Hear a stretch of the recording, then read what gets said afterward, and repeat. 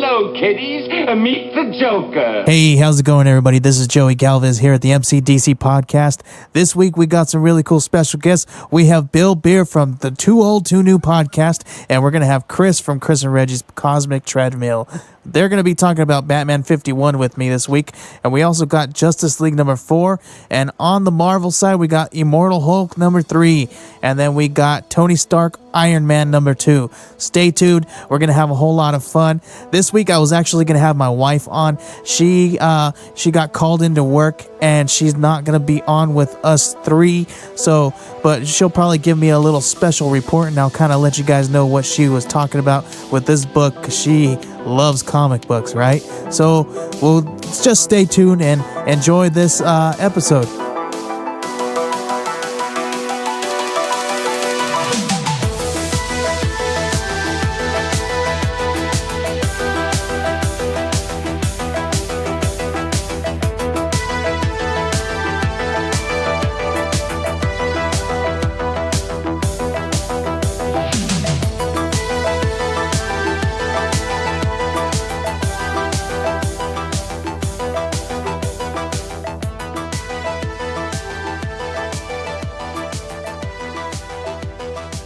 My fellow bad guys, I, Lex Luthor, your leader, will speak now about my, Lex Luthor's plan. My villainous plan. Question the plan at your peril. And you don't want to cross Lex Luthor, right? So this week we've got Justice League number 4, the Totality Part 4. We got Scott Snyder as the writer, Jorge Jimenez on the art, and Alejandro Sanchez on the colors. So we kind of pick up where we left off. We left Superman and John Jones, and I said Superman. That's how you say it in the hood, y'all. Anyway, we got Superman and John Jones in the Totality, but this one we start off in Gorilla City, and we get a little bit of a background here, and a look into Grodd's life here. I guess Grodd was a runt, and he got beat by his dad, and his dad, it's that classic story where the father doesn't, the big tough father doesn't believe the little runt is tough enough, so he wants to toughen him up. And this is what happens here. We see him do this, and Grodd, he's like, but little did they know, they didn't know that I have this I have a secret. And he said he could do things with his mind that no other gorilla could. And he opens up a cave and he moves a rock with his mind. And he's got somebody in there. And there's a man there. And he's like, no, please don't. He's all, let me stop dancing. And I guess he's got I don't know if it's an explorer or a poacher or something there. And I guess he thinks that this guy just wants to go and take him and to a zoo and just make him dance. So he takes this guy, puts him in a cave and makes him dance. And this guy's skin on his feet are peeling off and all kinds of crazy stuff that he says here. It paints a horrible picture, and this guy looks pretty bad here. He's missing teeth and all this good stuff. So anyway, now we move on, and we're back in the Totality with John Jones and Superman. And they're fighting one of these I don't know what you want to call them, the guys in the source wall or whatever. And, Superman's, John, talk to me. What are they saying to you? And this guy's, he said, we are her architects, and you were her downfall. The first cell removed. Die, first abomination. And I guess they give John Jones kind of a vision or some sorts, and then we kind of talk about that later on here. So he's, you got Superman yelling, get away from it, and this stone creature dude he's going to take John Jones out because he's a little distracted. Superman goes in and saves him a little bit there, and that's what we see, right? And with that, now we flip over to inside of Superman and inside of John Jones here. And on the last few pages, we saw that the Joker was in there right behind Hawkgirl, and he reveals himself here. you see Hawkgirl. She's like, Joker. And then she tries to communicate with Superman and Batman and Martian Manhunter, and she can't get a hold of them. There's nothing. He says they can't hear you, and he's got a bloody chainsaw, but and it's pretty crazy. And he's wielding it, and he's about to take her out. And she says, "Joke's on you. My wings are nth metal. That won't even make a scratch." And he says, but then we have that, and throughout these books we have that, that voiceover, right? And it says, but then Hawkgirl sees it in his eyes, those tiny black pupils fixed on her. He brought it to cut off her head, and he doesn't use it to cut her head. He just hits her with the motor part of it. I mean, I guess that's still pretty gruesome. And then here, Batman calls out to her again. Nothing, only wind of static until the worst sound on earth. That laugh, his mind reels. Batman can think of 2, maybe 3 people who could have pulled this off. He says Brainiac is dead, and he says Luthor isn't a villain, and he gets cut off by somebody behind him in another, tiny little ship there, shooting at him. And then he says, but then the bullets start, gunfire sounds strangely muted to him in his pod, slow and watery. And then you get this sound. And if my son were here, he'd say pew, pew, pew kind of a sound. But they say it sounds like drums. And, alarms go off and all this good stuff. He says he has to calm himself. He says it's an old song. He thinks he knows the steps. That was a little weird, but we'll talk about that later, I guess. Anyway, he says even as he's shot into Superman's neural canal, he's planning his next move, which will be what? Because as much as he planned for natural dangers, he knows he didn't plan for this.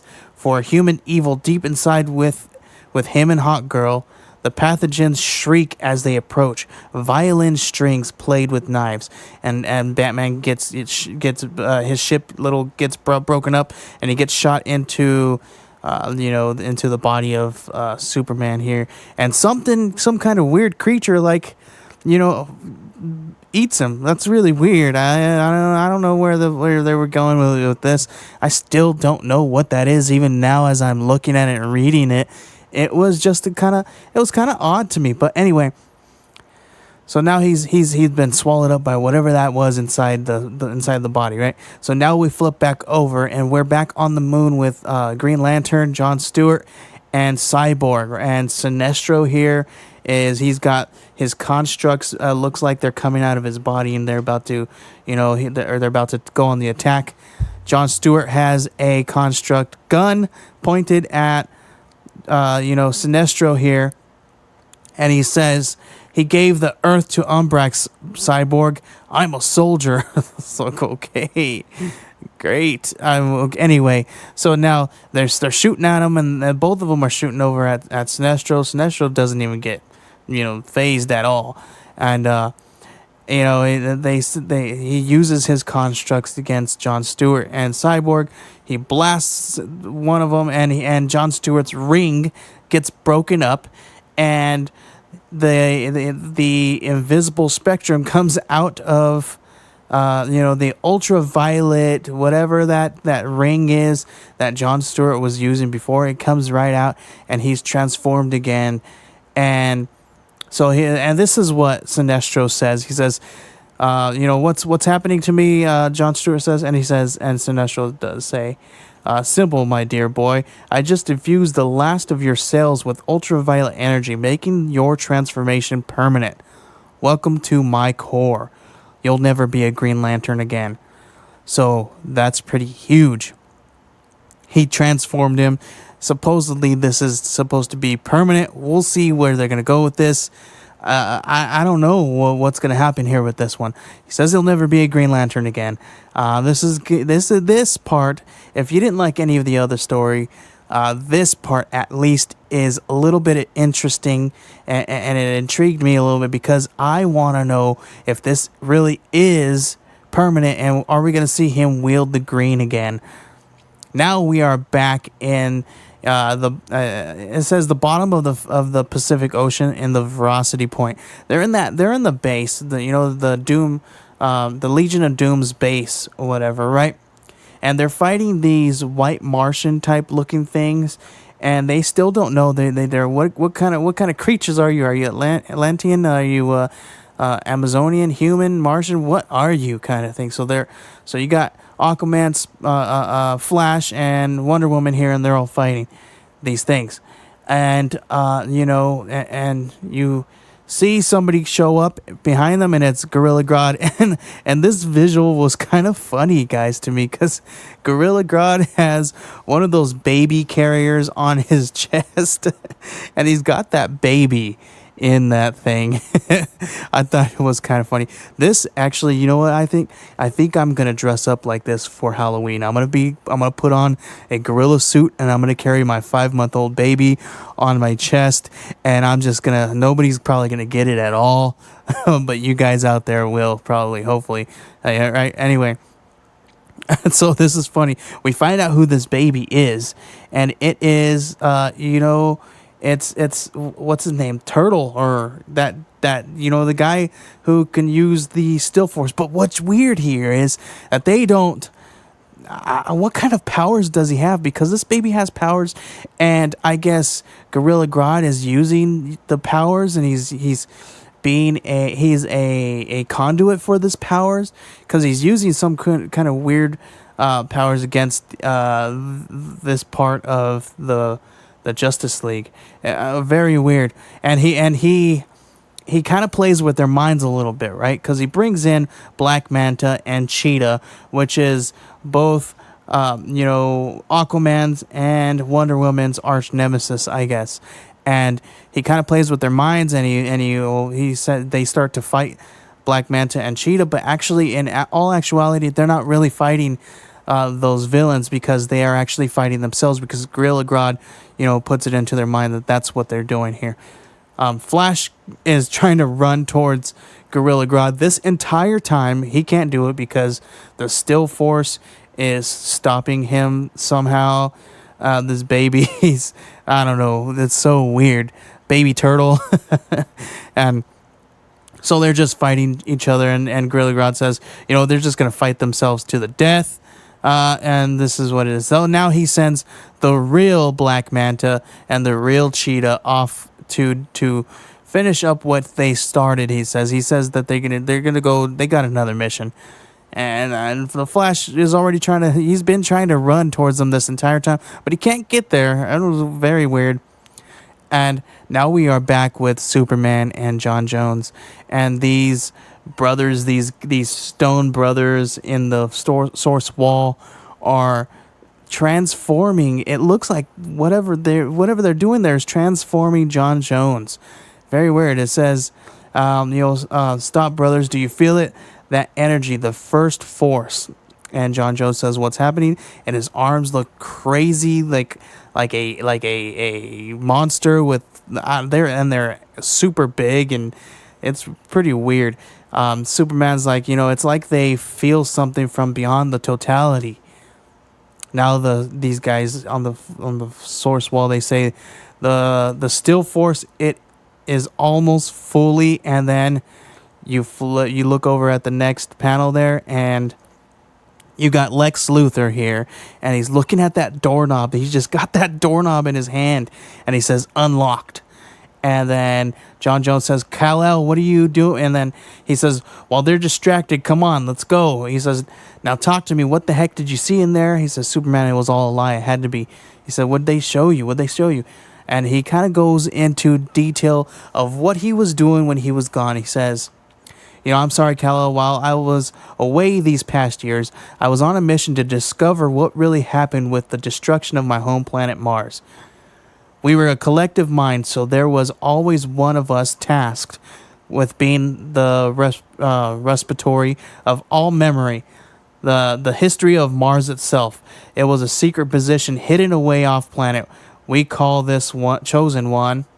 And then you kind of look, and this kind of visual was kind of weird. It looked like this weird alien Martian type, but they were white. They had some weird scraggly hairs coming out, and they called this one the Keep. It says, I found the Keep on Thanagar, but she was old. Her memory wasn't whole. Still, she confirmed that that what killed Mars was a telepathic plague she called. And I don't know. I'm gonna butcher this one again, guys. I always butcher these names, and I'm sorry. But as Haranmir's curse, and then it says it took the psychic form of whatever its host worshipped, and turned that against them. For us, it was fire. There was no purpose behind it. She said no reason at all. But when the totality was approaching, Vandal Savage sent me a vision. He said, I saw a Martian child taken and imbued with something ancient and terrible like the curse, but older. And I saw more too. So many horrors to come. The end of everything, Cal. And he says, I thought it was a lie, but the source wall beings showed me the same vision. Now I can't help wondering, what if the Keep lied? What if everything I've believed about Mars and about my purpose, what if it's all lies? What if I'm leading us all, the whole multiverse, towards destruction? And then Kal grabs him by the shoulder and he says, Jean, you were worried somehow all of this was your fault? He says, well, we're friends, so believe me when I tell you. And Superman gets this really creepy, evil look. And he says, it is. You're the doom of everything, so thank you. And then Martian Manhunter says, what are you saying, Superman? Because this is completely out of character for Superman. And he says, no, Martian, not Superman, Luthor. So then you see Lex Luthor here, and he has his little ship that is inside Superman's body, and it is connected to his neural, some kind of neural capacity here, right? So, and he says, hello, John, I warned you that we'd be seeing each other soon. And he says, Joker, show your hand. And then you see John Jones grab his head, and he says, what are you, stop, what are you doing? And he says, good work, hook in deeper. And then you see Joker there, and in the background, I guess Hawk Girl is subdued, and Joker is now in control of her vehicle here. He says, welcome, now can I please cut off? And he says an expletive, her head of hers, yours, someone's. And he says, as many as you want, Joker, just a little longer. And I guess we're now back at the Hall of Justice here, and you got Cyborg and John Stewart here talking about, what's going on with this power. He says, I can't do it. I can't access the green power battery, Cyborg. I feel, all I feel is the pull towards ultraviolet. He says, whatever's happening with the Still Force right now, it's undoing the boundary between our galaxy and Umbrax. And you see Sinestro hovering above Earth there, and he says, what's going on here? The costume Sinestro is wearing, it allows him to channel the energy of the invisible spectrum, to harness it himself, and he's sending out a call right now, drawing people in. He's like, a call to who? Who's Cyborg? Who? And he says, from the readings, everyone on Earth. And they start to scramble. They say we have to get in touch with the others. They try to get a hold of Flash, and it says, whatever you're doing, it isn't working. You need to shut down the Still Force now. And the Flash is still trying to run and get to Grodd and this baby. And he says, if it reaches full power, the invisible spectrum will come through the membrane, and there will be no stopping it. And this is what's going on here, right? He can't do it. And I guess whatever the Flash is doing is, I don't know if it's powering the Still Force or if it's making this baby turtle and Grodd stronger so that they can wield the Still Force. Still don't know. So now we see Sinestro has tons of people in purple. And it says, Cyborg, the Still Force, it just reached full power. The universe had stopped expanding, and the membrane, it just disappeared. And then you see Green Lantern say, so there's no barrier to the invisible spectrum. He said, no, John. And between the planet and Umbrax control and the people succumbing to his call, to his will, right? So now he's, they're saying that he's got the biggest. So, and we see this voiceover again. It says, and at the moment as the universe stopped and ancient forces released a signal through single thought occurred to the Legion of Doom, and now they're saying it was. He's got the biggest core now. He's got the largest core here. And even they say, even with all the Green Lantern cores put together, the as big as his core is, it can't even touch that here. So now we see Black Manta and Cheetah, and it says there it is there. The key to the graveyard of gods. Well, look at this. He was right. It was there. And then you see the Flash again, and he's on the floor. He's like, no, what have I done? This isn't happening. And you see voiceover again.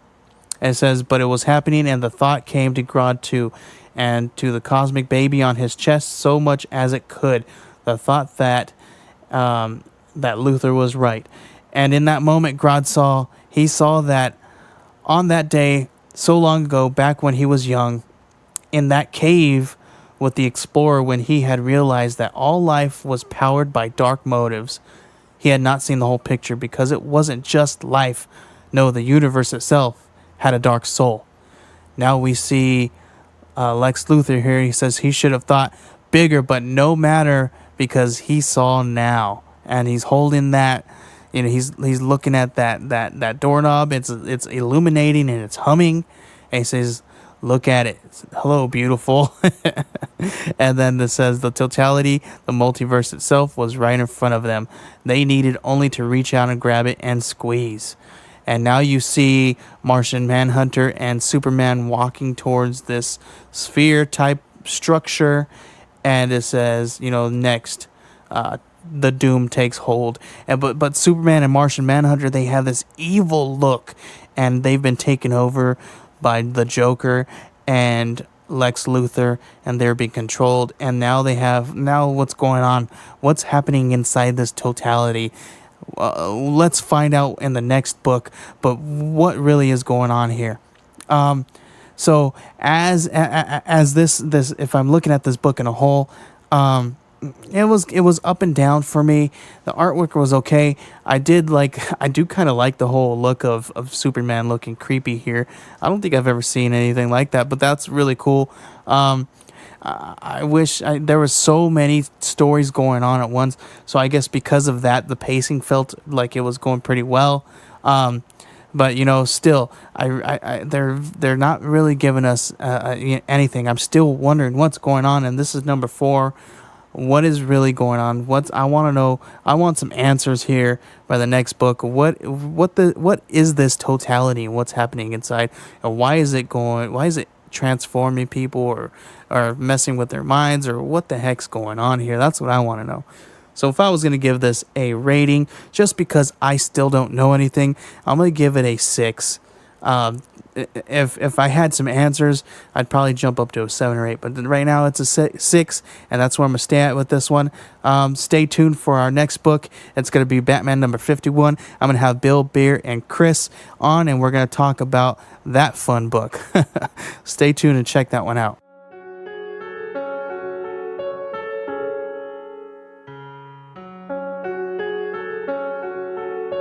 Hello, Gotham, my old friend. I've come to punch your face again, because the crime's got this town reeking. I've had enough now, time for housekeeping. All these villains that keep causing me so much pain, like that guy Bane. It's the sound of violence. All right, how's it going, everybody? This is Joey Galvez here at the MCDC podcast, and this is Batman number 51, and I've got Bill Beer from the Too Old Too New podcast. How's it going, Bill? Good. How you doing? I'm doing great, and I've also got Chris from Chris and Reggie's Cosmic Treadmill. How's it going, Chris? Hey, it's a beautiful day in the neighborhood. Beautiful 100 plus degrees here in Arizona, isn't it? Oh well, I'm inside, so it's okay. Yeah, there you go. All right, guys. So let me just jump in here and give you guys my little blurb. I'm sorry, it's cheesy. I'm cheesy, and it's gonna be fun. Here we go. So let's do this, and we'll jump right into the book, and we'll give it a talk here. All right. Let me see. So this is gonna be a fun one here for me, guys. Let me get set up here for you. So I'm sorry. This is my fault here. I wasn't well prepared, I guess. All right, here we go. Hey, it's Dick calling just to say he let me be Batman again. All right, maybe so the call didn't go that way, but we do get Dick Grayson here playing dress up well. Bruce is summoned to jury duty, and we get Old Man Freeze, and he gets pulverized by an angry emo Batman. There's a serious case of doppelgangers who look a lot like Bruce, and we even get a weird 50 Shades of Wayne scene. Well, maybe I over-exaggerated that one too, but however, we do also see a roid rage, urinal-destroying, cheesy screaming Bruce here. And I was just wondering, I don't know if you guys were wondering, but if you were wondering, what was that guy thinking that was in that stall hiding from Bruce when this was going on? So, what did you guys think about that? That was a little extreme, wasn't it? I think so. Yeah, that scene was, the Bruce had a lot of some of the artwork. I felt, especially in that scene where he's screaming and he's making two fists, didn't really suit Bruce that much. I don't know. Kind of petulant. Yeah. Right. So I don't know. The artwork on this one, for me, I'm probably gonna give the artwork a very low rating on this one, guys. I really didn't. I mean, me and my wife kind of discussed this book a little bit too there, and she messaged me, and she was actually going to be a part of this discussion as well, but she unfortunately got called into work, and she kind of messaged me some of her little tidbits here. She wanted me to say, when they were getting picked for that jury selection, she saw that there was a woman who looked like Shannon Tweed. I guess that's some ex porn star who was married to Gene Simmons. I don't know if you guys noticed that. And she's the one who was actually saying that there was this weird 50 Shades of Grey-esque type scene where Batman has his shirt off, or Bruce Wayne has his shirt off, and he's looking out that window towards the bat signal there. She kind of had that. She was pretty weirded out about his total destruction of private property or court property. Government property. Yeah, right. Government property. That's the word I was looking for. And then and she had a couple of problems with the faces that they were making, and she did say that however she did like the dialogue, and it kept her interested, and she gave this one a 7 out of 10. Cool. So that's her score. She wishes that she was here with us to talk this with us, and would have been a whole lot of fun. But so that's her take on it. But my take, I was looking at this, and she did mention that, I don't know if you guys saw that that one of those covers there with that crotch shot with Batman there on that roof. Yes. How did that make you guys feel about that one? It's a little out there. He's we don't know if that's Bruce or not, right? We're not sure which one that is, but either way, it is it is what it is. It's the other him. If Spider-Man can do it, so Batman can do it too. Right. And she keeps pointing that out every time we open up this book. She's like, he's got that's a crotchless crotch. She says it's like a Ken doll. Yeah, not terribly anatomically correct. Right. So I don't know. What'd you guys think about this artwork, though? I mean, on this and the other side, about the art. Yeah, when we open it up. Well, you want to go first, Bill? Sure. I enjoy Week's art. There were some panels in here where the faces did look a little weird, but the one that I really thought that worked really well was when Mr. Freeze is kind of yelling and his goggles are coming off. Okay. You know, I thought I liked that. So I've seen his artwork a lot. So I enjoyed the artwork. I especially enjoyed the way that, you know, when you see Commissioner Gordon and he first is front of the bat signal and Batman, he knows right away that that's not Batman. You're not him. You're the other him. I like how his glasses are, you know, shades of like what you can't see his eyes. That's pretty cool, and some of the shading is very, very good. But some of the faces, when people are talking with their mouths open, look a little odd to me. Right. But overall, I enjoyed it. I'm also a big Lee Weeks fan. I loved him on Lois and Clark before Rebirth, which might be why his Bruce kind of strikes me as a little Clark Kentish. It doesn't really look like I'd imagine Bruce to look. It looks a little bit too kind in the face, a little bit too.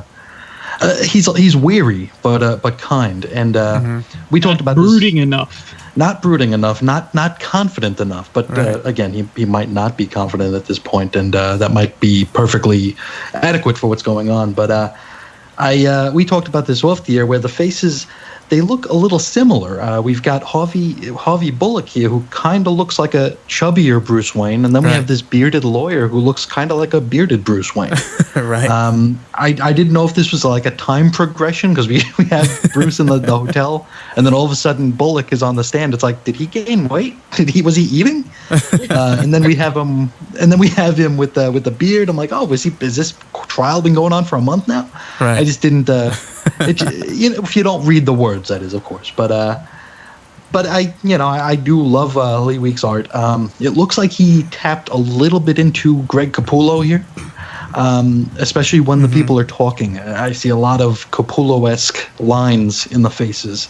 Okay. To denote emotion, especially with the lawyer when he tells them, 3 women are dead. It just looks very Capullo-ish. The nose is very Capullo, and it just really struck me as evoking that style. Okay, cool. Yeah, I mean, the artwork was great. I think I may backtrack a little bit. The artwork was great. I think it's the coloring that got me, and it kind of threw me off there a little bit. Like, I'm always talking very highly of all these colorists. When I was looking at this one, it didn't get me into it. I was looking at the colors. I do. Well, it's drab, but I think it's supposed to be drab. Yeah, I think that's where I was going. Yeah, jury duty sucks. Right, and I think that's probably may be where they were going with it. They were kind of it's an artistic choice. Yeah, right, kind of doing that artistic thing. It looked like it was rushed, but maybe that's what they were going for. However, though, there is some places here. It kind of, I don't know if it was if you guys noticed, it was kind of like Nagel-esque type of coloring to me. That's kind of what I thought when I saw some of this, especially that scene where he is getting picked for jury and that lady's sitting next to him. Kind of made me think of the Nagel artwork. I don't know. So but maybe it's the colors, the muted colors. Maybe that's probably what got me thinking about that. But that's what I was thinking. So yeah, it's the drab color. It's a very mundane scene. I mean, I don't know how bombastic you can make a jury's deliberation room. Right. But it is what it is. One of the things I wanted to say is that this feels like it would be a story. Had this been published, 20 years ago, this wouldn't have been in Batman. It probably would have been like in Legends of the Dark Knight or Shadow of the Bat. It would have been one of the side books, which were more attuned to this kind of a style, where Batman was more, action heavy, or during the late 90s, more supernatural heavy. Where this just seems far too mundane to be the flagship. Yeah. Yeah, there's not a lot of action here. There's hardly anything, except for when, Mr. Freeze is getting pulverized. Sure. But yeah, I mean, I did not like the way Mr. Freeze looked. He looked like he was just like, he looked like he was an old man. Like you should just tell that old man to stop. Just stop. Don't be. You should not be doing that anymore. I don't know. But in the last I don't know how many years, a lot of these villains of Batman, they're never drawn the same. They're never, Sure. Different artists have different looks for them, so it's not shocking that he looks like that. But when was the last time we saw him? Off the top of my head, I really I can't don't even know. remember. I know he showed up in the new 52 in one of the annuals where they gave him a new origin. So okay. Oh, he was like in Villains Month. Yeah. Where he was, instead of having his wife die and trying to figure out to bring her back, he was just like a stalker, which I didn't really like. Boy. they change to the character that that takes away any romance to the character right there. That's kind of what the new 52 did. Yeah, I hope they kind of dissolve that. But right. I have a couple little nitpicks about this particular issue that you see a lot, and I wish I don't know anything about editing. I don't know anything about writing a story and what goes into it. But when I see Killer Croc show up here, where Dick Grayson is taking him down, we just saw Killer Croc in the Justice League. So it doesn't make sense to me. An issue ago or so, we saw him in another book the same month. Right. And don't these editors, there can't be that many editors that, you get on the same page. This character showed up in this book. Well, then he can't show up here. Right. I don't know. Or these books have been written months before, and they're just not on the same page as far as continuity goes. And I really love continuity, so to see somebody else in there would make more sense to me. Right. Especially since it was just a throwaway. Yeah. It didn't matter that it was Killer Croc. It could have been anybody. It could have been anybody. Uh-huh. Yeah. And he was in the Justice League one. He was transformed, and he was like, I don't know. I thought it was a little weird that they threw him in there just as a throwaway as well. I mean, and the Batman book has always felt out from everything else. It doesn't. Yeah. It felt like it's telling its own story. It doesn't feel like it's connected in any way to anything else. Yeah, that's true. That's at least, true. Yeah, it's been like that for a few years now, hasn't it? Yeah, it's out there, and it's pretty wild right now. So, and the one question I had going into this book and knowing the story ahead of time that Bruce Wayne was going to get picked for a jury is, I've been to jury duty before. How is he going to get picked? Right. Given a Batman Inc. and his connection to Batman. That's crazy because they didn't even mention Batman Inc., did they? Well, it was between the panels. Yeah. They said he had an association, but you didn't hear his explanation. Right. Yeah. It's between the panels. The story is between the panels. That has to be bigger than anything else for a lawyer to say, "Yep, we'll take him." Right? Yeah, I thought when I was reading that, I was like, "Oh, okay, he's totally not going to get picked here at all." And it's all, "No, you're good. You're good to go. Let's who's next," kind of thing. And was just weird. Then they seem to have the attitude that everybody's going to know Batman in that city. Yeah. So everybody's going to have. But then again, not everybody is going to, be the guy who the money him. behind that. Right. Yeah. But that was their explanation. That was because that they were thinking, oh, people are gonna wonder why he's even getting picked. So we got to throw this in there to throw him off and be like, oh well, everybody's associated with Batman. They've all come in contact with him one time or another. But that was, I don't think he would have gotten picked. It was weird to me that he was even picked. And then I don't know if you guys noticed though when they were talking about my little nitpick here, but I don't know if you guys noticed that there was one little editing problem that I noticed. There may be more, but with the dialogue, when they were shouting out the number of the courtroom, one area that they say 3C, and then the next one says 37C or something like that. They forgot a number in there. That I noticed that. I must have been paying attention just as much as the editors were. I didn't notice that. Yeah, me either. Right, and we've been seeing that a whole lot lately, though, that they've just been overlooking it. It makes me wonder, are they even reading these? Are they even checking We've got these? like 2 to 5 editors on every book, so they erase each other's errors and then put new ones in before it gets to the end of the conveyor belt, I guess. I don't know what they do. I mean, it's just, and this was a problem issues ago when they spelled, the ventriloquist name wrong. How it got by an editor is beyond me. Or if you're writing this and you're researching the character, how do you misspell it? Right. I don't. It's true. And that's their job, to look at spelling, look at that stuff. You must have had to gone to school for that. Come on. How do you that's your job?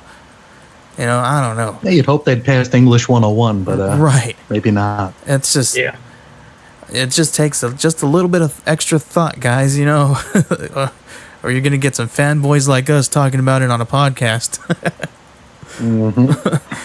So, did you get the feeling that Mr. Freeze killed these women, or that Batman forced the confession? Is that what they want you to think? Is that Batman forced the confession out of Mr. Freeze, and Mr. Freeze didn't commit these crimes, and that's why he's upset and saying not guilty at the end there? Yeah, that's got to be it. I think they're pushing the confession under duress, and which is interesting. It's an interesting take, especially considering everything Batman has gone through. Last issue, it does stand to reason that he might be a little bit looser with the law. At least that's what they want us to think. They want us to doubt, and I think they've planted enough seeds to really let that go, where we do have doubt. It could be that he forced this out of him, but maybe we'll find out Freeze did something else. There's a number of different ways it can go.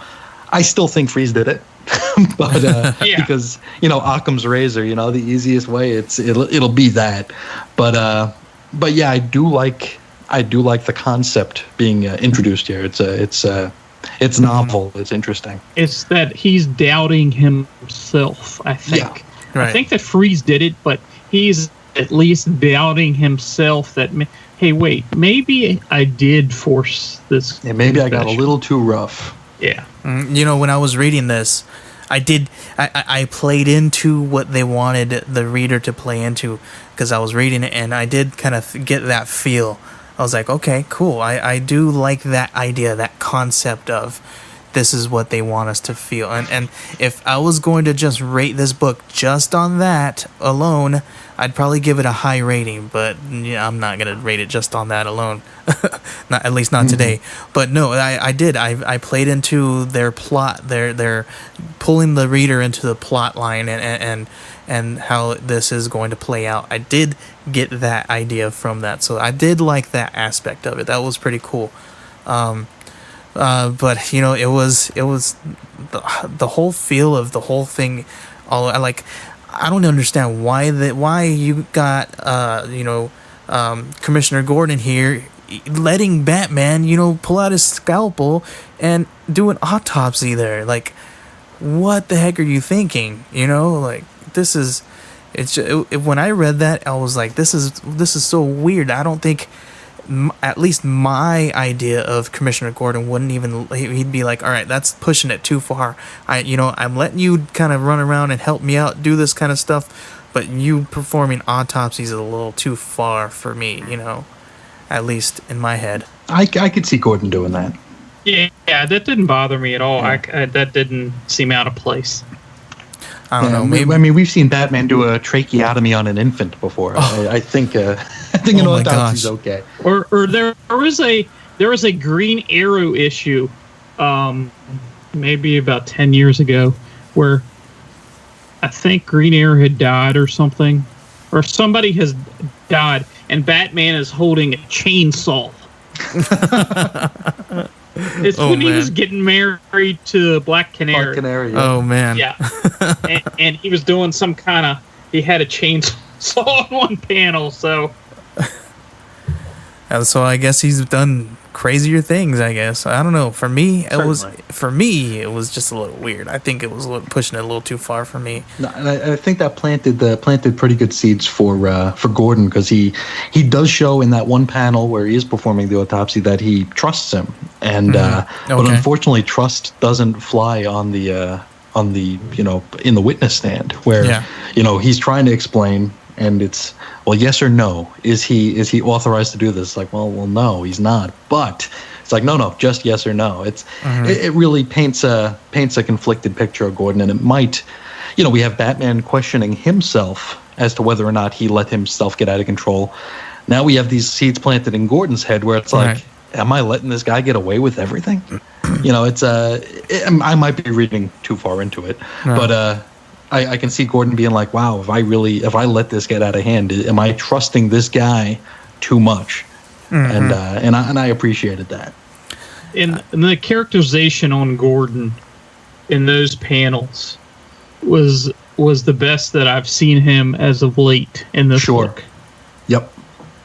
Okay. So I've got conflicting thoughts on this one.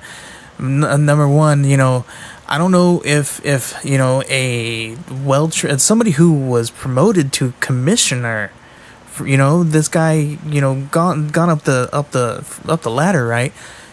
I don't know. He's had to have had time in the courtroom and answering hard questions like this, and answering them with very matter of fact. This is what it is, boom, boom, boom. Or maybe I've been watching a lot of, Law and Order SVU too much, and I've seen those guys be very matter of fact in their acting. And this to me, it didn't feel like he was just very confident in his answers and the way he was, answering I don't think questions. he was supposed to be. Okay, maybe not. Maybe I took it differently, but... Maybe you got the right idea. I don't think he gets called on the stand very much to answer for what he has let Batman do or didn't let him do. Yeah. Yeah, because if this was real life, he'd never be off the stand. Right. He would constantly be getting questioned about what Batman did or what Batman didn't do. So this is a little fish out of water for him. It's not so much a press release or a press conference. It's he was sworn in, and he's sitting there in front of a jury of his peers trying to convince them and perhaps even himself that he did the right thing. When you look at it here, he's struggling, and in the body language that Weeks used here, you have him clasping his hands. You have him, his hands are moving around a lot. He's adjusting his glasses a lot. It reminds me of there was a trial. The first televised trial was about a mobster. And the lawyer said that they could only film it if they only filmed his hands. They didn't want the face filmed, and that's what condemned him, because he was moving his hands so much. It made him seem nervous. It made him seem like he was lying. So, so if you're sensitive to like body language on the stand, it's really interesting to see Gordon kind of fluster around when that's not what we're used to seeing him do. Right. Wow. Okay. Well, you guys are helping me see this in a different light now. So, all right, now we're getting to the nitty gritty here. We're getting to him ripping off this urinal in the bathroom. He's got, all of a sudden he's got Hulk-like powers or something. Because I don't know about you guys, I don't think even Arnold Schwarzenegger can pull off the urinal. That's pretty. It's not even the pulling it off the wall. It's throwing it across the bathroom at the other wall. Right. In one fluid motion. it's smashing to bits. Yes, it's pulverized. Do you guys think that he picked a clean one to pull off that? Oh, Lord, I hope so. Oh, man. I understand what he was going for in this particular scene, but I don't think it came across as well, because he almost looks superhuman. Right. I realize he and here you kind of get that. Yeah, he really thinks that, he might have beat a confession out of Mr. Freeze, and he's very frustrated. And the thing with the wedding is in the back of his mind, and he's very frustrated. But the throwing of the urinal and the screaming with the two fists seems a little odd. That's so cheesy. And that's what the happens cheesiest. after that? Doesn't somebody come running in to see what's right? going on? It makes me Bruce wonder. Wayne standing there in front of a pulverized toilet. I mean, or a pulverized urinal. Does a guy come out of the? It's like when the sitcom credits roll because we're supposed to forget it ever happened. I Or guess. you see a guy like awkwardly stepping out of a stall. I'm like, oh man, should I wash my Exactly. hands on the way out? Maybe not, because this guy's gonna throw another No, urinal. You just get out that time. Yeah. Right? You just head for the door. You spit in your hands. You wipe your gum. There you go. Because this guy's crazy. that cheesy scream though, guys. Like that to me. That's just that's like that cheesy like. And when you see those sitcoms where people are parodies or something, people fall to their knees and grasp in the air and look up and scream. That's what it felt like to me when I saw this. It was just too much.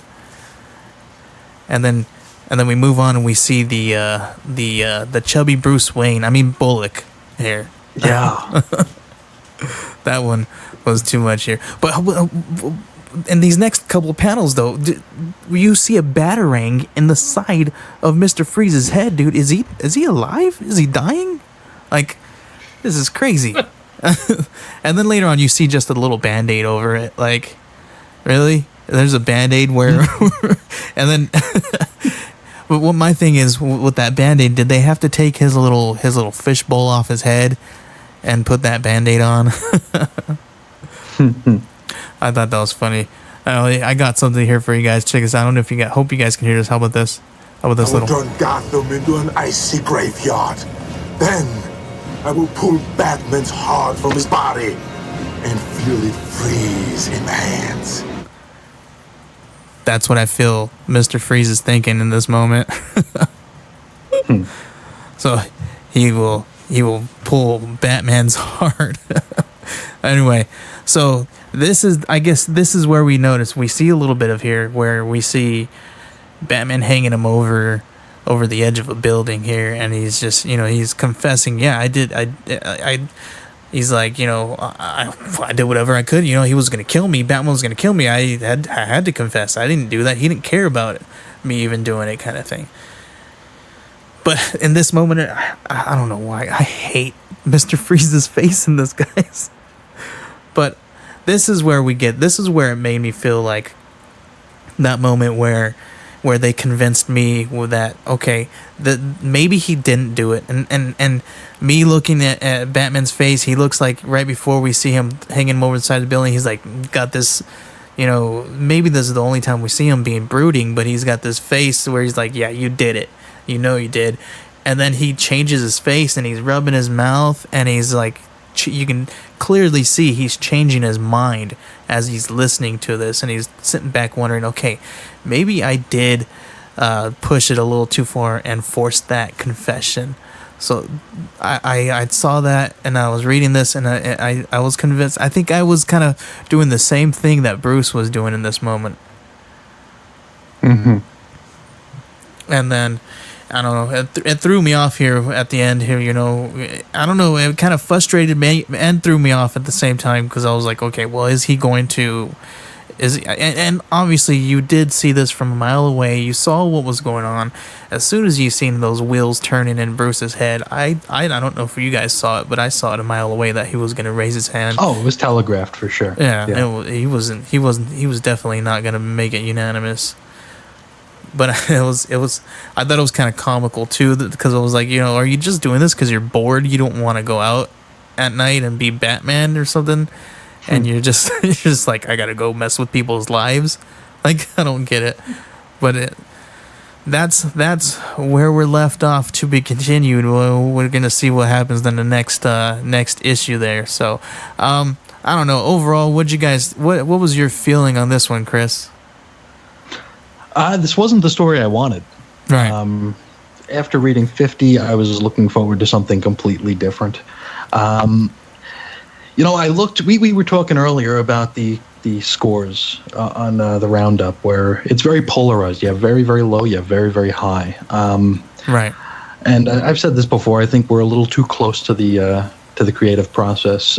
We know how the sausage is made, and once you know where the sausage is made, the last thing you want to do is have some sausage. Right. So I think a lot of us have a bad taste in our mouth from that.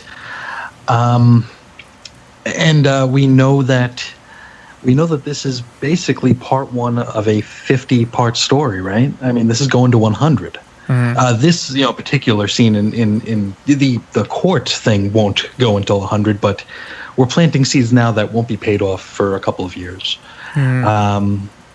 And it's hard to get invested because this is going to be long forgotten, and then like with 3 issues to go, it's going to come up again. I don't know if either of you are wrestling fans. There's a thing called we just had one over the weekend, an Iron Man match, where it's a set amount of time and the most amount of wins, the most amount of pinfall submissions, whatever. Right. And if you know it's an hour long or a 30-minute long match, nobody cares until the last 5 minutes. Right. So it's like no matter what you do, no matter how exciting and dynamic you make the first few minutes, it doesn't matter until there's single digits on the clock and it's almost over. So it's hard for me really to get invested in this. I didn't hate it. I thought it was clever. But at the same time, I feel like it's almost a waste of time because we know that the payoff isn't for a very long time. So that takes me out of it a little bit. Mm-hmm. If I take the issue, throw it in a vacuum, and put it on its own, it wasn't bad. It wasn't bad at all. It was better than I thought it was going to be. It just wasn't the story that I was looking for. Right. So what would you rate it?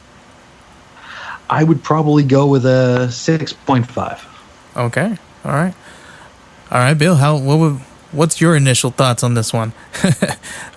My initial thoughts is, after reading the last issue and seeing that last panel, I'm like, I want to see what is going on. I really want some details. As Chris said, we're not going to get any details for a while. Mm-hmm. We might have a panel or two, but it feels like they're going to have these little mini arcs that don't have anything to do with anything. You don't get any explanation or Bruce talking to anybody about, what he's going through or anything like that. You're just going to get... You're not going to get much. We got 50 issues in reality. I mean, if you're thinking about it, you put all the answers in the early issues. What are you going to do for the rest of the issues? 50 issue arc, really. Yeah. So I actually didn't think this was too bad either. I mean, I did have some nitpicks here or there. The biggest one was, would he really get picked as a member of a jury, having that connection to Batman Inc.? Mm-hmm. Which if it was any kind of decent lawyer, Mr. Freeze has, he would say, heck no. Nope. Right? No way. I mean, it would be easy. Right. But I liked how the characterization of Gordon, I liked how it actually, you could feel Bruce thinking, hey, maybe I did go over the line here. Maybe something that I did force this confession. So it was kind of interesting, but it does feel like this story should be like in a third Batman book, mm-hmm. not in the signature title. Yeah. Right. Yeah. What would you rate it? So I would rate it a 6.8. Wow. Ooh. All right. Wow. All right. So I was going to say 6.5, but he took your number. There's plenty of room in the 6.5 boat. Yeah, I kind of talked myself up a little bit. I think you liked it 0.3 better than me. So. Yeah, maybe. There you go. So my overall thoughts about this one. So all I can say is URINAL. This for me, I think, I mean, it was better than 50. I'll give them that. The, pacing was okay. It was a story about being a juror in a courtroom. It was, if the pacing is, that's what it is. It's kind of mundane, and but you're still getting a little bit of tidbits here and there. I think I liked, you had to get almost towards the end to get to the whole feel of what this book was. And that's where they kind of got me on board a little bit. But you had to get through all that other like 18, 19 pages before you got there. And I think because of that, I mean, it kept me interested in wanting to know a little bit more because, and I was going to read it because I'm doing this. But if I was going to sit back and go to the comic shop and pick this up and read it, I'd probably flip through it and I probably wouldn't buy it. And probably, I mean, I don't think I would buy it because, for number one, I had a problem with the colors. Number two, the dialogue just wasn't there for me.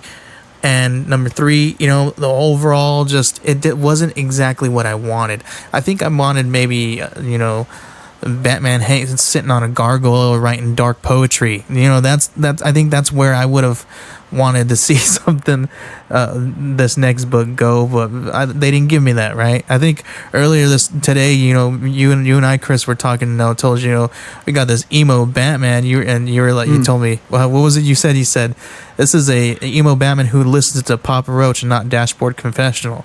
Right? That's yeah. He's an angry emo, yes. Right, he's an angry emo, not the emo that I thought he'd be.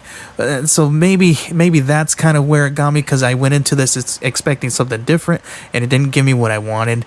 I think that's probably the consensus around the whole, comic book world.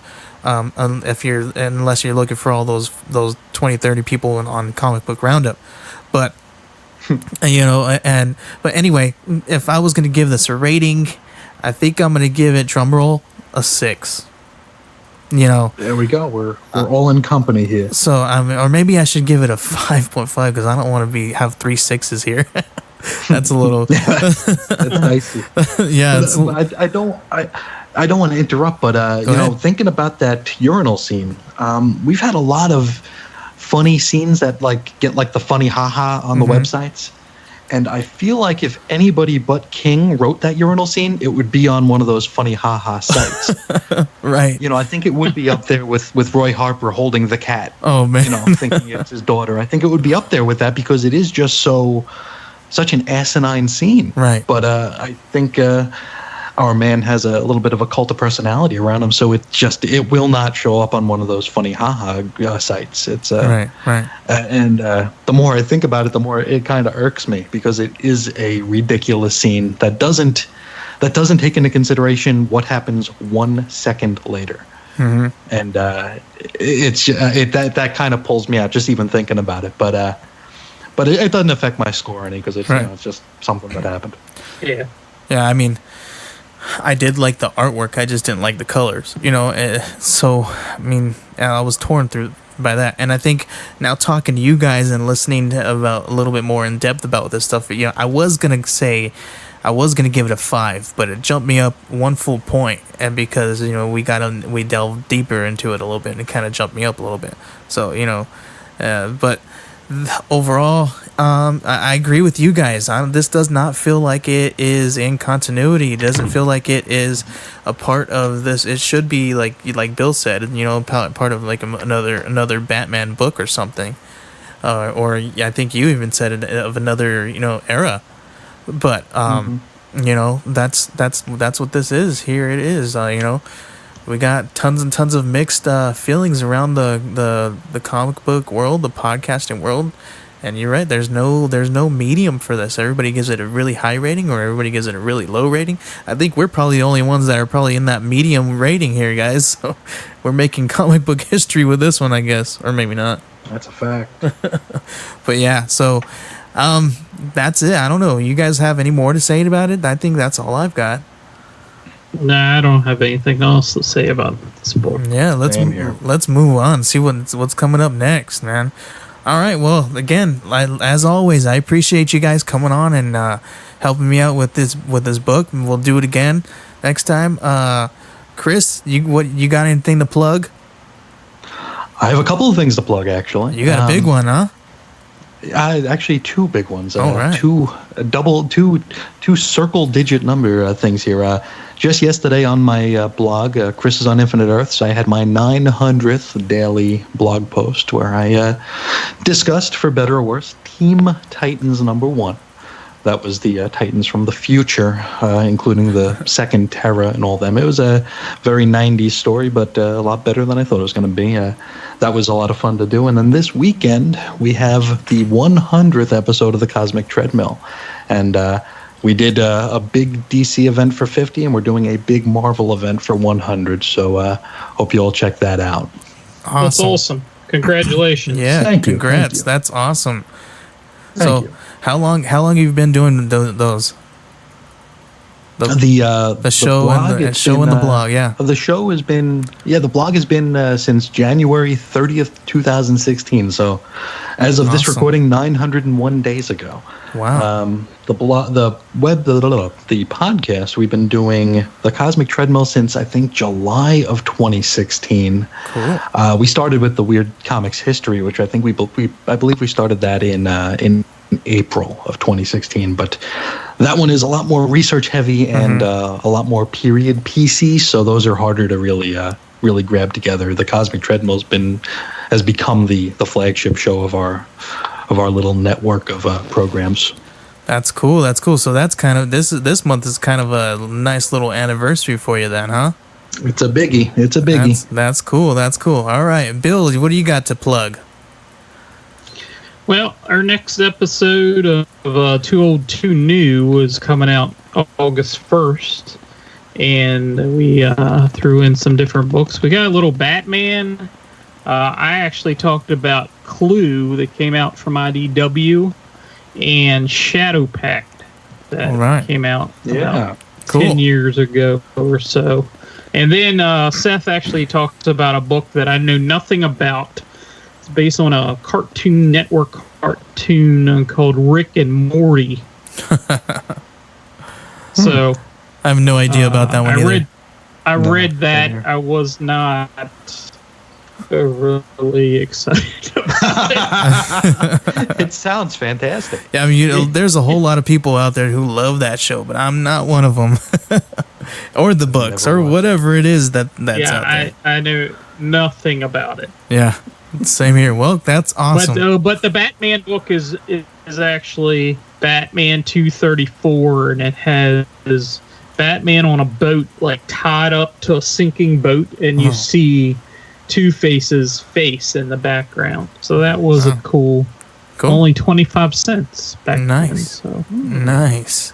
I wish books were that cheap. It's always interesting to talk about the old books and stuff. So. Yeah, that's cool. That's most of what I do. Yeah, it's a lot of fun to do that. It beats doing the new stuff. Right. Yeah. And that's. And we had a recent episode come out at the beginning of this week, and I did it with David Schultz of the Selling Out show. Mm-hmm. And that had some interesting conversation. He wanted to punch somebody, a creator. Said he said he had a smackable face.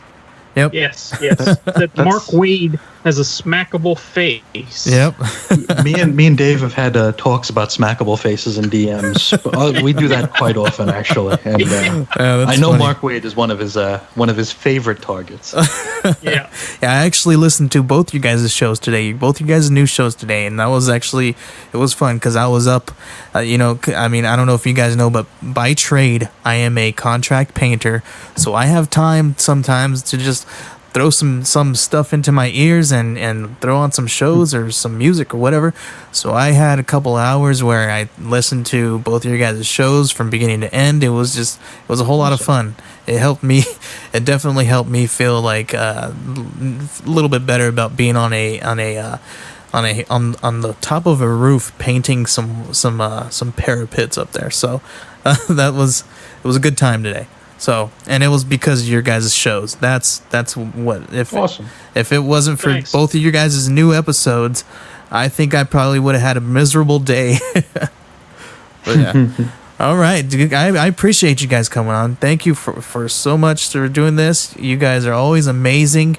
I love both of your guys' shows. I am a big fan of both of your shows first and foremost. And I'm excited to have you guys on my show, my little tiny little horrible show here. Every once in a while, I definitely appreciate you guys coming on and doing that. Thanks so much. You're welcome. All right. Yeah, thanks a lot. All right. Well, for this episode of, not the episode, but for this section of my show, my DC part of this section, this is going to be it. Next, we're going to be jumping into our Marvel books. Stay tuned for that. And again, I thank you guys for coming on. Guys, go check out Too Old, Too New and Cosmic Treadmill. Check them out. Check out their Twitters. Make sure that none of us have smackable faces. We'll see you guys later. No such dry cleaning. What do you want? Hi, this is Dr. Boehner. I was wondering if my dry cleaning was ready. It'll be ready first thing tomorrow. Tomorrow? I have so many errands to run. It's unbelievable. You said it'd be ready today. Tough luck, pal. Things change. Things changed? Hulk have too much to do today. Hulk run errands. Hulk pay gas bill. Hulk All right, first up on our Marvel side, we've got the Immortal Hulk number 3. This one's actually kind of cool. I did like this one a whole lot. I've been following this one since they started over here. I do want to say that I really like this book a lot. I like the artwork. The story's actually pretty good. I mean, some of us out there like it, some of us don't, right? So, but my perspective, I like it. I know there's been some weird controversy going on with Al Ewing and how he blocked a lot of people out there on his Twitter. Very odd, very weird. I don't know if he's got some like block bot and he just kind of just types in something and they just randomly block people. But it's so weird, that controversy surrounding that, right? Especially when your fans, that's your whole livelihood, right? That's what you shouldn't be blocking your fans, man. That not at all. Anyway, but I mean, if I'm just judging this book on the book alone, it's pretty good. I like it. This week we got some really cool artists. We got there's a couple of handful of other artists here. So first of all, we got Al Ewing as the writer, we got Joe Bennett as a penciler, and Rui Jose as the inker. And then on the Cops story here, and we'll get into it a little bit more. On the Cops story, we got Leonardo Romero as the artist. The bartender story, we got here we go. Here goes Joey's famous messing people's names up here. We got Paul Hornschemeier as the artist and colorist and letterer in that one. And then we got in the old lady's story, Marguerite Savage as the artist and colorist. In the priest story, we've got Gary Brown, artist, and Paul Mounts as the colorist. And it says where indicated in the VCs, Corey Pettit, letterer, and then that's what we got here. So that's cool, right? We got all kinds of different artists on this one, and it's actually pretty cool. So we leave off, and this one actually, it doesn't. I don't know if it really goes with the second one, and I guess this one can kind of be like a little standalone cut type thing, only because of the stories that we get here, and they're just kind of talking about these separate people's. It's talking about one incident and the people that were there during this incident. And this sighting, they call it here, of the Hulk, and they kind of tell a story to this reporter, and I guess if you're following the story, I guess it kind of goes with that a little bit, but I guess it could also, this would be a really good jumping off point if you didn't catch the first two. This would actually be okay to just jump in here. You're gonna get an idea of what we're going with here. There's nothing really that you missed.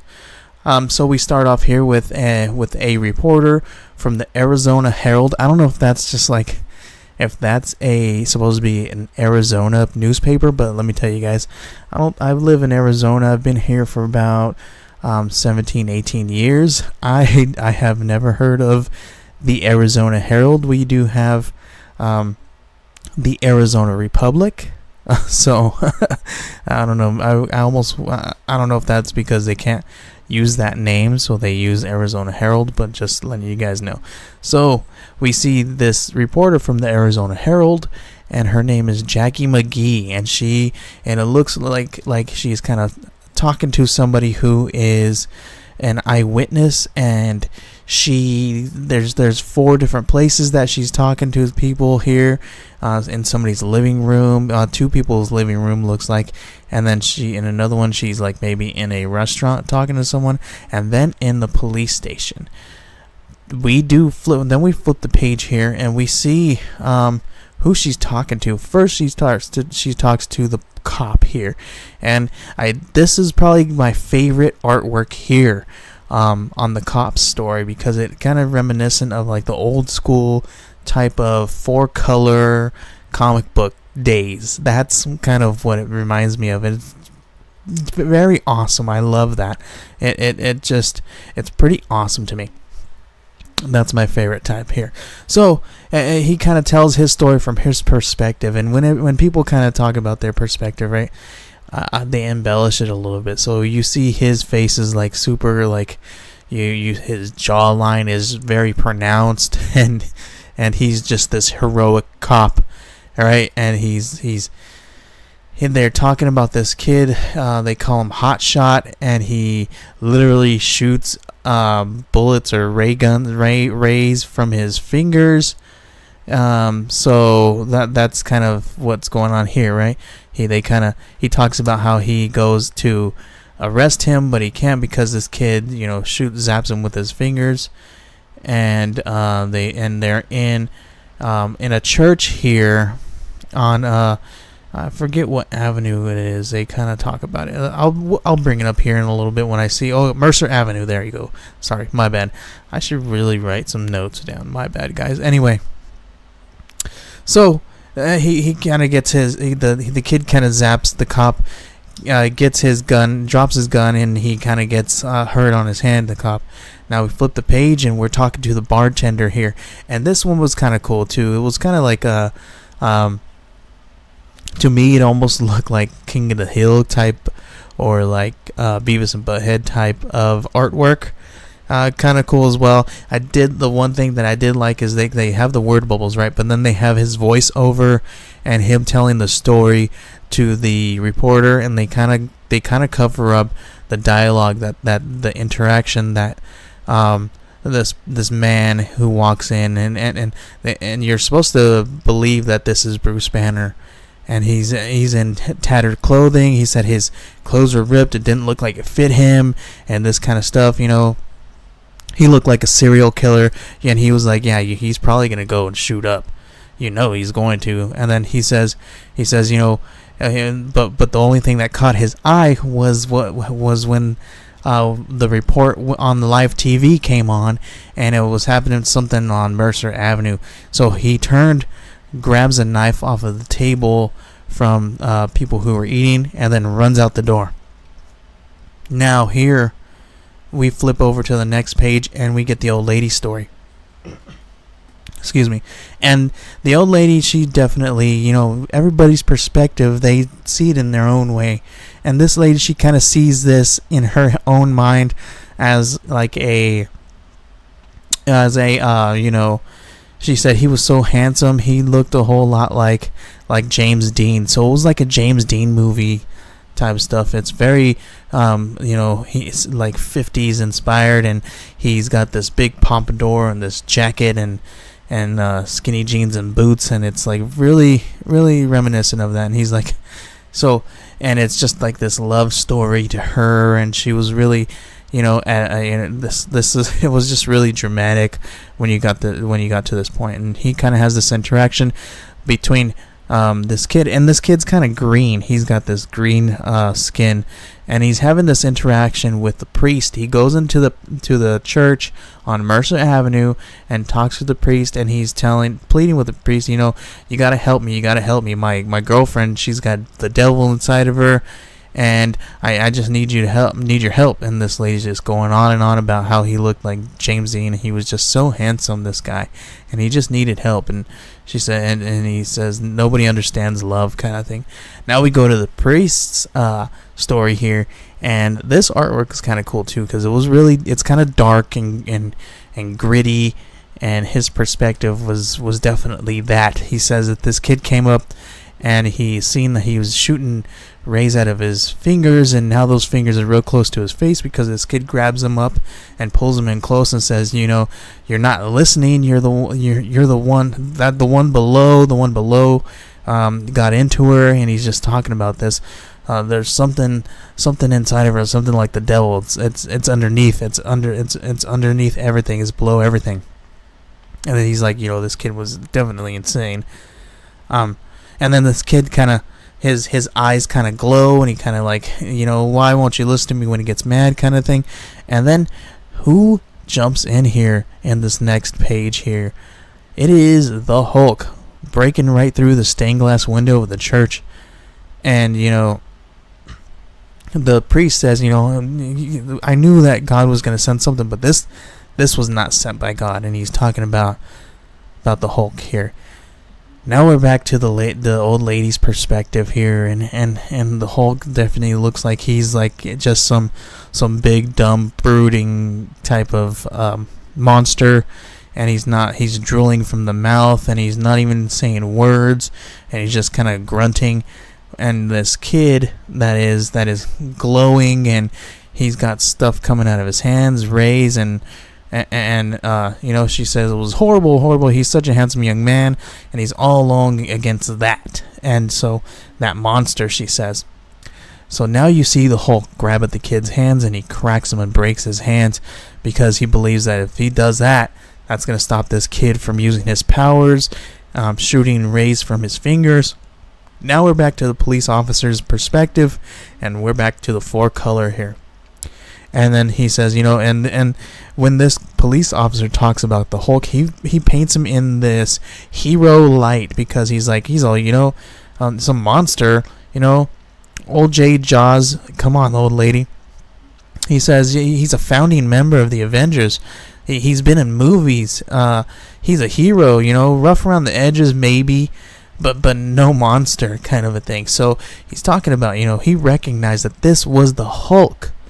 And he broke his hands, and this kid says, you think injury can stop my gamma power? That's an error, you dull-witted brute. So and then he says, that was your final error, and he starts shooting this gamma rays out of his hands at the Hulk, and and he says so he thought the stronger he got, and we're with the priest again, and the priest says, so God help me, I couldn't look away. He says, I saw it all, the hole in his chest, pulled, torn remains, skin and bone, arteries and organs, so, and then you see here the Hulk has this big, huge hole in the middle of his chest. You can see pieces of his vertebrae, pieces of his ribs. And then there's 3 really cool panels here where it shows that he is healing, and he's got a healing factor, and it's coming back together. And he says the look at this kid's face while it happened, or the look at his face while this happened, that's what I can't forget. So this paints a pretty cool picture here in your head when you hear these accounts. Now back to the police officer again. And he says, "You're the devil himself." What did the big guy say to that? So because the kid says, you got the devil inside of you. You were the one from below. You're the one. And then the Hulk says, "Yeah, you're dang right." And he says, "Enough said." He said he went out and came in. I came in. And he's like, he's pretty modest, And then he says, "Oh yeah, the next part ain't so fun." So now the priest and the police officer, I have no idea what to do. Why the police officer goes, why the way the priest goes with the police officer. He even says here, I don't even know why I went. It was just something that the kid said. I just had to go. And I guess this kid was saying, he had his girlfriend had the devil inside of her. So they're now at the hotel where this kid was talking about a green door, and he's talking about the one below is trying to hurt us and kind of a thing. So now they are there, and you see that his girlfriend is also green, and she's tied up to a chair, and it looks like her head is twisted around almost completely. And the priest puts his head in his hands, and he says, "Green door." I wasn't able to. I hadn't been able to pray, Miss McGee, not since that day. What does that mean? So this obviously got to the priest, but it did not get to the old lady, because the old lady actually went to go visit this young man in jail. And he was there pleading with the old lady, saying, I didn't do it. They have his hands covered in these things so he can't use his power. And she's he's pleading with the lady. Someone's got to believe me. It wasn't me. I didn't do this. And and I thought this was weird here. She says, "Well, he found a way to hang himself. I'm told in his cell. I'm not sure how. Such a tragedy. Oh well. Want some tea?" Like, it was just like no big deal. Like this fantasy of hers was, that's all it was. So it was very odd to me of her perspective from that. Now we're back to the guy, the bartender guy. And he's saying, everybody's calling it a sighting. They're saying it's not confirmed. But, dude, it was pretty much confirmed, because when I went outside to the parking lot, I walked out to my car, and his car was all smashed up. And he says, so, yeah, I don't know how he knew, but that's confirmed to me. That was him. And he sucks, he says, because he smashed his car. So now we are back with Miss McGee here. And she's, typing away at her computer and talking about, typing up her report here. And she's kind of talking to herself here a little bit, talking about how, and this has got to be the same guy who was in Arizona and Colorado. Until I can talk to him, I'm not going to get. And then her phone buzzes, and it says unknown caller, and she answers it, and someone says Jacqueline McGee from the Arizona Herald, and she says, "How did you get this phone number?" And then you flip over and you see this guy here, and he's in Vancouver, Canada, and he says, "Your editor gave it to me. When I dropped my name, turns out he's a Packers fan. I'm Walter Langowski. I work for the Alpha Flight, the International Space Team, or I did. I'm on kind of leave of absence at the moment, but right. I should get to the point." He says, "It's like this, Miss McGee. I've been reading your articles, and you seem to be the only one actively looking for Bruce Banner right now, apart from me, that is." He says, "Why?" He's kind of an old college buddy of mine, and I want to know he's okay. And if we're being totally honest, I could use his particular expertise.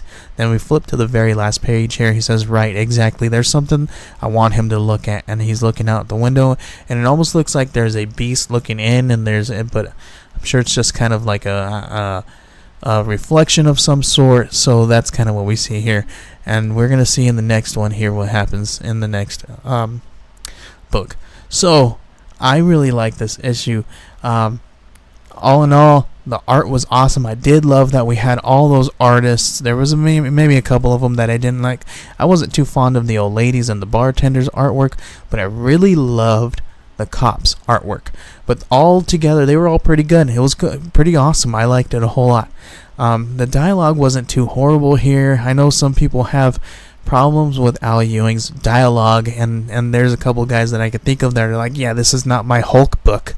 I'm not too familiar with Hulk. I don't read a lot of Hulk books, but when I read this one, as somebody coming onto this book, just fresh, I liked it a lot. It was pretty cool, and it kept me intrigued, and I guess they kind of did their job with this one.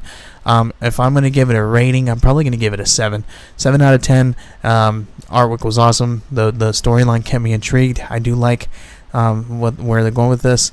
I want to see where they're going with it next on the 4th book. So that's gonna be my Hulk, my Immortal Hulk number 3. Stay tuned for Tony Stark Iron Man number 2. If they ask me who I am, I tell them I am never from a star, but always on my guard. An anxious of the Treadmill that is lodged within my heart. Because of all the fame, the people know my name. I mean a guy called Whiplash who is angry and insane. I fight them on the land, I fight them in the air. I'm constantly upgrading cause I am a billionaire. I got a new employee up there, Grenoble Field. She's making Pepper jealous, later find out she's from S.H.I.E.L.D. And then there's Mr. Fury, he is inquisitive. Wanted my assistance for a new initiative. We form a bond together, we fight when they attack. Loki and his army wanna take the Tesseract. And then I fight with Mandarin, he's stronger but I'll handle. Alright, so let's talk Tony Stark Iron Man number 2. So we got Tony Stark back, and just a little bit of a background. So, and I guess he genetically engineered a new body for himself and James Rody, right? James Rody, the War Machine. So they both died, I guess. I haven't followed any Iron Man titles, but they do kind of give you a little bit of a background. So that's kind of cool. If you're just jumping on Iron Man now with Tony Stark Iron Man, you can read this one, and it's a good jumping off point a little bit. And they give you a little bit of a background here. Kind of cool. They give you some answers right off the bat here. Well, maybe in the second book a little bit more. So, but in this one, it's kind of cool. So we left off. Excuse me. We left off. Sorry, we left off with with Iron Man, and he just hired a gentleman that he knew about 25 years ago, and it was a gentleman who was a part of his name is Andy Bang, and they met when they were doing some robotics challenge, and Tony Stark blew everybody out of the water, and with stuff, right? Okay, all right. So he programmed this technology where you have a hive of robots, and they all can do a task together without any hierarchy. And I guess Tony Stark would love to have this technology because he wants to use it for the Iron Man technology, right? So he can. Because in the last, the very last book here, they fought a monster where my wife's gonna laugh at me. His name is Fin Fang Foom, and I don't know if you guys can hear her back there in the background, but she's laughing at the name already. But anyway, and he's a dragon, Elizabeth. His name is Fin Fang Foom, and he's a dragon, and he could talk, and he says Fin Fang Foom. Just saying. So anyway, he so what in the last book what Tony Stark did was he put some nanotechnology into his bloodstream, and he released hundreds and I don't know how many thousands of mini nano Iron Man, and he but he needed that technology that this Andy Bang had. Hey, how do you like that guy's name, Andy Bang? Anyway, so isn't it a good thing to have hundreds and thousands of little Iron Mans? I guess so. I don't know if I could pick you up on this recording here. Sorry, guys, that sound is my son grabbing my microphone, my 5-month-old. Anyway, so he anyway, that's what why he's got this guy, and he can use this guy's his brain and helping him out and stuff. So now we see and we were introduced to a robot named Jocasta. She is the head of ethics here, and she's the chief robotic ethicist. I think that name's just made up. Jocasta is her name. Because she's a woman, so we gotta call her Acosta. We're gonna accost her. Hey, come over here. Let me talk to you about this really quick. Okay. So that's actually a good. So see what she's wearing. So she's just all metal here. Oh, so but that's So that's exactly why she's there though, because her job is to and you're gonna laugh about it. Her job is to okay. So her job is to make sure that that robots aren't treated unkind by humans. My wife just gave me this look like, stop. Are you kidding me right now? But no, for real. This is hilarious. When I was reading this was kind of funny too, because I was like, what the heck? Are you kidding me right now? This is her job. She actually took the AI Friday that was in Iron Man's suit, because there was an AI in his suit, helps him do stuff and talks to him and tells him all these things. He needs an AI in there, right? She was the one that actually suggested that they take Friday out of there and put her into her own body, because she believes that they are trapped in the suit. And she said that, I guess, and she got this because Iron Man had put her into the suit at one point in time, and she said, and at one point she kind of looks down at the floor, all dramatic, and says, "You guys don't know how bad it is being trapped in there."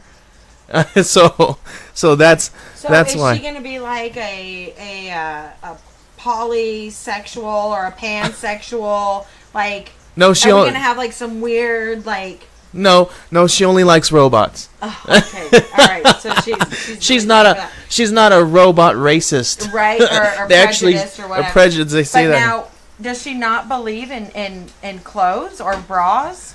No, she does. Look at here. Does she get clothes on? She only sleeps in the nude, I guess, because she puts on clothes when she goes out into the world. At least she has that kind of decency. But guess what? She's got some unnamed robot husband or boyfriend here, because she wakes up next to him. You don't see his face until almost towards the end here, and I'll talk about that later. Right. But anyway, and then we got this lady named Bethany Cabe. She's the head of security. So you see that, right? And a villain named the Controller is actually taking control over Bethany, and because there's a breach in the security, and they're trying to figure out who's stealing tech from Stark Tech, right? Stark, they call it Stark Unlimited, and so that's what's going on here. This is where we're at here. We pick up here in the second book. And nobody knows that she's the one that is being controlled. She doesn't even know. And the controller says, you know what? You have to outsmart the smartest person that you know, yourself, in order to figure out who is actually stealing this tech. So this guy now controls her. He says, I need to throw Iron Man off my trail. So this will do it. And this shows the schematics of some kind of tech here. And we'll see that tech later on. So now we see Tony Stark and Rhodes here, and they just had to climb a wall, because Tony Stark he's got this big, he's got this complex where he needs to do something that feeds his adrenaline, right? He's an adrenaline junkie, hardcore parkour. So he's doing a rock climbing wall. He just said, I don't know. Rhodes is like, when do we get a rock climbing wall? He's like, since this morning. I got bored. So now that's what they're doing. But one of those pieces of the rock climbing wall breaks off. Rhodes has to catch him, and he's like literally catching him. And he says, you literally catch me when I fall. You're James Rhodes. That's who you are, and that's what you do. And we'll talk about that later, because that comes in. And then here on this next page here, this is when we talk about how Jocasta suggested that they take the Friday AI and put her into her own body. So that's what we see. We're introduced to her here. So now we see Bethany coming in, and with Tony Stark's real mom, which is Amanda Armstrong, the British rock legend, and this guy Andy, I guess he's a really big fan, because in the first couple of pages there, we see him with the poster of her on there, and he's listening to her music, and he's on the train, on the subway, or wherever he is, and he's listening to her music, and all of a sudden she pops up, and she is Tony Stark's birth mother. Anyway, so we're introduced to them. They find that that there's more tech that has been stolen, and this thing that is that Banetronics is another weapons company, and they have supposedly stolen his tech and made this his all-terrain vehicle, and they are. Now they're going to have an auction to the highest bidder, to any big bad out there who is able to go to pay the highest amount for it. So that's what we see right here. We see that this woman here is auctioning this off, and she's showing off its all the bad stuff that this thing can do. It says in the land and the air. And let me read you what she says. She says, "Gentlemen, Banetronics gives you the future of armed vehicles. It's undisputed master of the land, sea, and air. It's called the Manticore." And and there's a man here with a crazy gauntlet, and it's almost like biomechanical, and they call him Gauntlet. And the colonel, he says, I guess he's ex-military, and one of the generals or the colonels here, the general here, he wanted to buy his gauntlet off him. He's like, I am the Gauntlet. You're not gonna buy me this and that, they're just weapon hungry. So that's what they want, right? So now they're auctioning this thing off. People are shouting out billions and billions of dollars for this tech, and then Iron Man comes in and Rody comes in, and they obviously they start fighting. They use this tech against them. There's a moment where Tony Stark gets wrapped up by Gauntlet, and and Gauntlet is draining his power source here. So now we are back at Stark Unlimited in the commissary, and you see Andy, he's talking to other guys there, and he's talking about how he met the rock star, and she's Tony Stark's mother, and this and that stuff. And you see a woman there, and she's saying that she's one of the new workers in robotics, and then Bethany Cave comes in. She's like, wait, Andy's the only new hire there. What's going on? Who is this? She does a full body scan, and she has no idea who this is. It says unknown. So she goes and grabs this chick and just starts punching her and beating her up. And she socks her, and she grabs her hand back. She's like, what the heck? That was hard. And it's Joe Costa dressed up, or she looks like a real woman here. Like, she took on the form of a woman, and she runs out, and she says, I'm sorry. So and she says, I just wanted to have lunch with you guys. So that was a little weird. She's got some weird complex going on where she wants to be human, I guess. I don't know. We'll see what happens later on in these other books here. So now we're back with Tony Stark and Rhodes, and Rhodes gets shot at by this tech, this Manticore thing, and he's freaking out, and he says eject, and let me back up here a little bit. So because in that moment when we met Friday here in her own body, Tony Stark was saying, I need an onboard AI in my suit.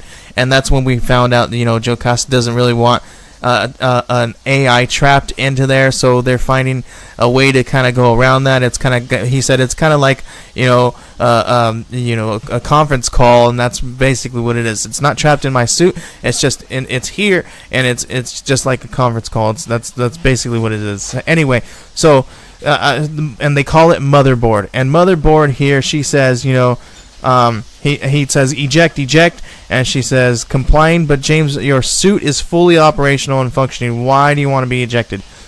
And he gets ejected out of his War Machine suit, and Iron Man's like, hey, what the heck did you do, man? Why are you doing that? He's like, I can't breathe. I should have told you. I don't feel comfortable being in that thing. It's like a coffin.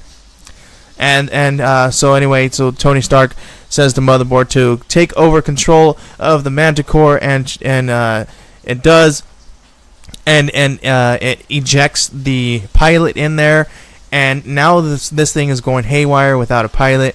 James Rhodes jumps in the pilot seat, and he jumps in there, and he's like, well, this is where I feel comfortable. With my hands on the wheel, it reminds me of how it was when I was a pilot again. So that's where we're at. So he takes control. They start to overpower all these people that were fighting them, and then now him and Tony Stark have control of everything. And and he I guess the Manticore steps on this Gauntlet guy, and he's like, "Oh, did you kill him?" He's like, "No, this thing has non-lethal weapons as well." So that's where they're. And then, so now we flip the page here, and this is where we find out who this mystery man is that was with Joe Costa here in the morning, and it's Aaron Stack, Machine Man. And he looks pretty pissed because he finds out what happened with Joe Costa at work, and he's like, and I guess at one point she was the Bride of Ultron, because he says, "You're using your Bride of Ultron voice. What happened?" And she tells him what happened, and he gets really mad. He's like, she says, "I want to be part of Project Escape, which is a new project that Tony Stark is going to be rolling out. We don't know too much about it, but we know that the controller dude wants to take that technology, whatever it is, he wants to take control of it." So this guy, Machine Man, doesn't like it. I guess he really doesn't. He calls humans flesh bags, and I guess he's really got a sore thumb about humans and things like that, and what they do to AI and machines, right? So now we're back with Tony Stark and Rhodes here, and they're flying, and they're in the air. You know, Rhodes is in this Manticore, and he's telling, this thing's awesome. You didn't have to buy it for me, because he goes and talks to that lady, and he takes it. He's like, you stole my tech. You can't make another one without my tech. I'm gonna stop that right in its tracks. And I guess technically he takes it. I don't know if he buys it, but whatever. This is what they say. You didn't have to buy it for me. He's like, yeah, I did. My friend liked it. So now he's like, this is where I feel comfortable. I can be in this thing. So I guess we're gonna see. I don't know if this means that we're gonna see War Machine in this Manticore thing, and he's not gonna be in his War Machine suit anymore, or what. But this is where he says that he feels comfortable.